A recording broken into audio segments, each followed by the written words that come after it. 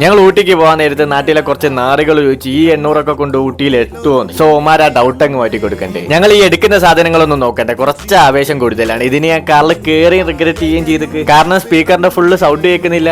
ആ മൂടങ്ങ് പോയില്ലേ. ഈ കാറും കൊണ്ട് ഊട്ടി പോകാൻ പറ്റും എന്നുള്ള കാര്യത്തിൽ ഞങ്ങൾക്ക് 100% കോൺഫിഡൻസ് ആയിരുന്നു ഇതിൽ ഫുൾ ടാങ്ക് അടിക്കുന്ന വരെ. ഇനി ഈ ടാങ്ക് ലീക്ക് ആയതിനെ കൊണ്ടാണോ പെട്രോൾ ഇതിലൊക്കെ ഒലിക്കുന്നത്? ഇതും നോക്കി ഇവിടെ നിന്നിട്ട് കാര്യമില്ലാത്തത് കൊണ്ട് ഞങ്ങൾ എന്തായാലും ബിസ്മിൻ ചെല്ലി കാർ എടുത്തേക്ക്. പിന്നെ വീട്ടിൽ നിന്ന് ഇറങ്ങിയപ്പോ ആനനെ കാണണമെന്ന് പറയുന്നതും കൊണ്ടാണോ എന്നറിയില്ല, പഠിച്ചവൻ ആദ്യം തന്നെ ആനനെ കാണിച്ചു തന്നിക്ക്. ഞങ്ങൾ ഒരു ലെക്ക് വെച്ചിട്ട് ഇനി ഒരു ആനനെ പോയിട്ട് ഒരു ഉറുമ്പിനെ പോലും ഞങ്ങൾ കാണൂല. വയനാട് ബോർഡറൊക്കെ കഴിഞ്ഞാൽ ഈ കടയിൽ നിന്ന് ഒരു കാപ്പി കുടിക്കണം, അത് നിർബന്ധം. ഈ തണുപ്പത്ത് നല്ല ചൂട് കാപ്പി, അതിന്റെ ഫീല് പറഞ്ഞറിയിക്കാനാവില്ല. പിന്നെ ഞങ്ങൾ ഓവർ ആടെ നിന്നില്ല, കാരണം ഒടുക്കത്തെ തണുപ്പാണ്. പഠിച്ചവനാണ് എനിക്ക് തണുപ്പ് സഹിക്കാനുള്ള ഒരു കഴിവും തന്നില്ല. ഇപ്പം ടൈം 1:30 കൊണ്ട് തന്നെ ഞങ്ങൾ ഒരു സ്ഥലത്ത് കാറൊക്കെ നിർത്തിയിട്ട് കിടന്ന് ഉറങ്ങാനുള്ള പുറപ്പാടിലായിരുന്നു. അന്നപ്പോ ഈ നാടയ്ക്ക് തിന്നിട്ട് എല്ലിന്റെ ഇടയിൽ കയറിയിട്ട് ഞങ്ങൾ വീണ്ടും കാർ എടുത്ത് പോയി. ഞങ്ങൾ പോണ വഴിക്ക് ഈ റോഡ് സൈഡിൽ തന്നെ ഒരു ആന. എല്ലാരും കണ്ട് നല്ല രീതിയിൽ പേടിച്ചതും കൊണ്ട് എനിക്ക് വീഡിയോ എടുക്കാൻ പോലും ആയില്ല. അതിന് ശേഷം എന്റെ സ്വഭാവം എങ്ങനെ.